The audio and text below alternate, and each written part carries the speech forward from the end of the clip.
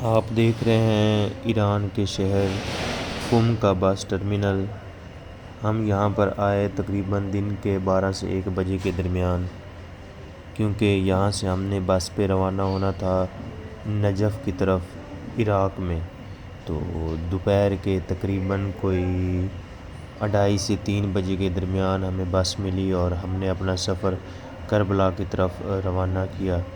ایران میں ہم تقریباً کوئی 12 سے 14 ایک دن رہے ہیں، جس میں ہم نے پہلے مشہد پہنچے، وہاں پر مشہد کے اندر جتنی بھی زیارات تھی وہ کی۔ اس کے بعد ہم قم شہر پہنچے، پھر وہاں پر جتنی زیارات تھی وہ کی۔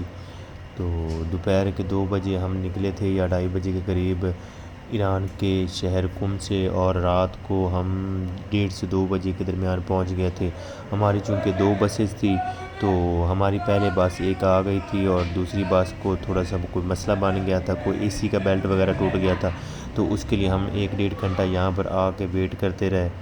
تو حالات میری جاگ کے آپ دیکھ سکتے ہیں کہ یہ ہو گئی تھی۔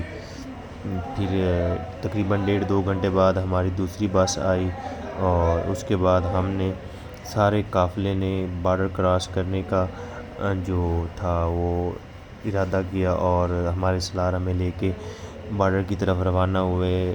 انتظار کرتے کراتے تقریباً کوئی صبح کے 3-3:30 بج گئے تھے ہمیں روڈ کے اوپر ہی، جہاں پر، اور یہاں پر آپ دیکھ سکتے ہیں کہ یہ چلمچہ بارڈر ہے، یہاں پر کوئی بیٹھنے کا، کوئی باہر کی روڈ کی سائڈ پہ کوئی نظام نہیں تھا۔ تو ہم یہاں سے بارڈر کی طرف روانہ ہوئے، نماز پڑھی صبح فجر کی، اور اس کے بعد کچھ لنگر وغیرہ کیا، نیاز کی، اور یہاں پر ہم بارڈر کی طرف آ گئے۔ یہاں پر کیونکہ ہمیں چیکنگ کروانی تھی اور ایگزٹ کرنا تھا ایران کو، تو یہ آپ دیکھ رہے ہیں خروج ایران، اور وہ آگے جو کچھ بھی لکھا ہوا ہے ٹرمینل وغیرہ، تو نہ ہمیں فارسی آتی نہ عربی آتی۔ تو یہاں پر ہمارا پورا قافلہ اکٹھا ہوا، اور اس کے بعد لائنز میں ہمیں ایک ایک کر کے آگے بارڈر انٹر کراس کیا، کیونکہ بارڈر کے اندر کی ویڈیو نہیں بنا سکتا تھا، کیونکہ وہاں پر وہ سارا چیک اینڈ بیلنس ہوتا ہے۔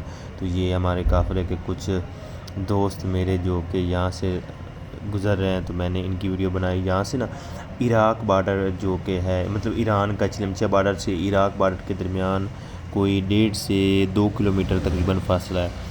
تو یہاں پر بسیز بھی ہوتی ہیں جاتے ہوئے، تو کیونکہ یہ رش زیادہ ہوتا ہے تو اس وجہ سے یہ بسیں صرف فیمیلز کو لے جاتی ہے اور میلز پیدل آتے ہیں۔ لیکن واپسی پہ جب ہم آئے تھے تو میں بس میں ہی بیٹھ کے واپس آیا تھا۔ تو یہ 1.5-2 کلومیٹر کا سفر ہم نے پیدل طے کیا۔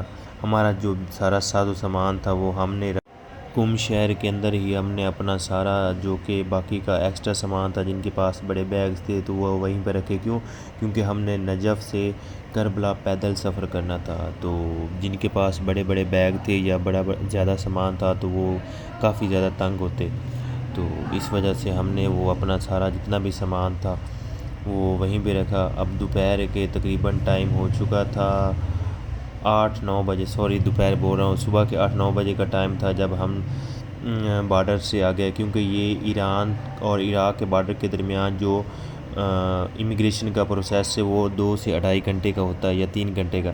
تو ہم نے 2 سے 2.5 گھنٹے ویٹ کیا، اور ایران میں تو موسم نارمل رہتا ہے، جیسے ہمارے پاکستان میں 30، 38، 35۔ تو جیسے ہی ہم عراق میں انٹر ہوئے تو ہمیں گرمی کا احساس ہوا کہ اتنی زیادہ گرمی کہ آپ سوچ بھی نہیں سکتے۔ صبح کے 7-8 بجے کا ٹائم ایسا لگ رہا تھا جیسے کہ دوپہر ہو گئی ہے۔ تو پھر ہم یہاں سے آگے کی طرف روانہ ہوئے، یہاں سے ہم نے چیکنگ کروائی، یہاں سے ہم عراق والی سائڈ پہ انٹر ہو گئے تھے۔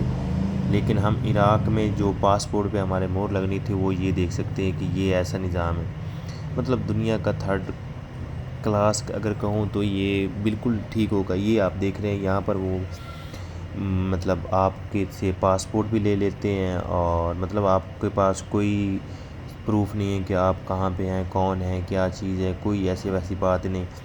تو یہاں پر ہمارے جو لوگ پہلے انٹر ہو گئے تھے تو وہ یہاں پہ آ کے توپ میں بیٹھ گئے، کیونکہ جب تک سالار نہیں آنا تھا تو وہ ایگزٹ انہوں نے انٹر نہیں ہونے دینا تھا۔ مطلب ایک طرف سے وہ پاسپورٹ لے رہے تھے اور دوسری طرف سے انٹر ہوتے وقت پاسپورٹ چیک کر رہے تھے کہ آپ کے پاس انٹری ہے کہ نہیں۔ مطلب یہ عجیب ہی قوم تھی، مجھے ان کی سمجھ نہیں آئی کہ ان کو بندہ کیا کہے کیا نہ کہے۔ عام بندے کو یہ اتنا تنگ کرتے ہیں، اتنا تنگ کرتے ہیں کہ کیا بتاؤں۔ اب میری حالت دیکھ سکتے ہیں کہ میں نے فلٹر لگایا کہ حالت کچھ نہ کچھ چھپی رہے۔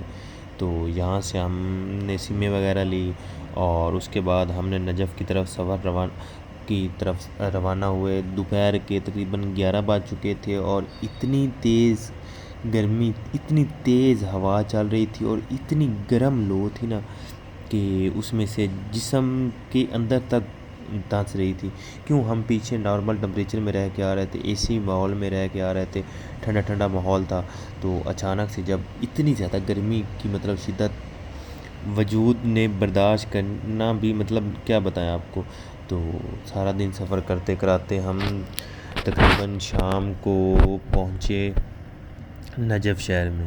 یہ آپ دیکھ سکتے ہیں ہمارا سفر، مطلب آپ دیکھ رہے ہیں صبح دوپہر کے 2-2:30 بجے وہاں سے نکلے اور سارا دن سفر، رات کو بارڈر، اس کے بعد پھر بارڈر کراس کرنے میں اور اس کے بعد بارڈر سے آگے پھر بسیز کا انتظار کر کے آگے آنے میں ہمیں تقریباً کوئی 26 سے 27 گھنٹے لگ گئے تھے، جو کہ ایران کے شہر قم سے لے کے نجف شہر مولا علی علیہ السلام کے روضہ اقدس پر آتے آتے۔ تو یہاں پر یہ ہم انٹر ہو رہے ہیں عراق کے شہر نجف میں، جو کو نجف اشرف بھی کہا جاتا ہے۔ یہ آپ دیکھ سکتے ہیں کہ اس طرح کے موقب لگے ہوئے تھے۔ تو آتے ساتھ ہی ہم نے سب سے پہلے جو کام کیا وہ تھا، یہ ہماری جو رہائش تھی وہ ہوٹل میں نہیں تھی، تو یہاں پر امام رضا علیہ السلام کا ایک موقب ہے جو بہت بڑا ہے، جتنا آپ سوچ سکتے ہیں اس سے بھی بڑا ہے۔ تو یہاں پر آتے ساتھ ہی ہم نے اپنے پہلے بیگ رکھے اور بیگ رکھنے کے بعد ہم لائن میں لگ گیا، کیونکہ بھوک کافی لگ گئی تھی۔ حالانکہ رستے میں بھی 2-3 جگہ پہ لنگر کیا، وہ زبردستی آپ کو لنگر کھلاتے ہیں، مطلب کیونکہ مولا کے ظاہر کی اتنی وہ مدد کرتے ہیں آپ سوچ بھی نہیں سکتے۔ تو پھر بھی شام کا ٹائم ہو گیا تھا، تو ہم نے سوچا کہ رات کو لیٹ ہو جائے گی، تو ہم لائن میں لگے، اسپیشلی میں خود لائن میں لگا اور لنگر کے انتظار میں یہاں پر اپنی اپنی باری کا انتظار کرتے گئے اور کرتے کراتے آخرکار ہماری باری آ ہی گئی۔ تو یہاں پر آپ دیکھ سکتے ہیں آہستہ آہستہ کیسے چل رہے ہیں۔ اور یہاں پر ویسے ایک اچھی بات تھی کہ آپ کو زیادہ ویٹ نہیں کرنا پڑتا کھانے کا، وہ نا جیسے جیسے مطلب سپیڈ ہر بندے کو نا وہ دیتے جاتے ہیں۔ یہاں پر آپ کو ہر نسل کا، ہر مذہب کا انسان نظر آتا ہے۔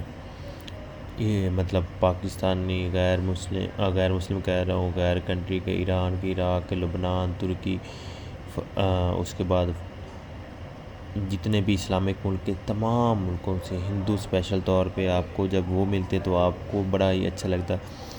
اور یہاں پر آپ کو میری باری آ گئی تھی، تو میں نے یہاں سے لنگر لیا۔ آپ دیکھ سکتے ہیں کہ وہ کس طرح سے دے رہے ہیں۔ یہ ایک بریانی کا ڈبہ ہوتا ہے، اس کے ساتھ دیتے ہیں یہ دہی، اور دہی کے ساتھ آپ کو ایک چمچ دیتے۔ تو ہم نے یہاں سے لنگر لیا اور لنگر لینے کے بعد ہم سکون سے، جہاں پہ ہم نے ہماری رہائش تھی آگے موقب کے اندر، تو ہم نے رہائش بھی بڑی اچھی ڈھونڈی تھی جہاں پہ ہمیں اے سی کا ماحول ملے۔ تو وہاں پہ جا کے ہم نے یہ لنگر کو کھایا اور اس کے بعد ہم نے آرام کیا۔ آپ دیکھ سکتے ہیں کتنے ڈبے اکٹھے کیے ہیں۔ انشاءاللہ ملاقات ہوگی اگلی ویڈیو میں، تب تک کے لیے اللہ حافظ۔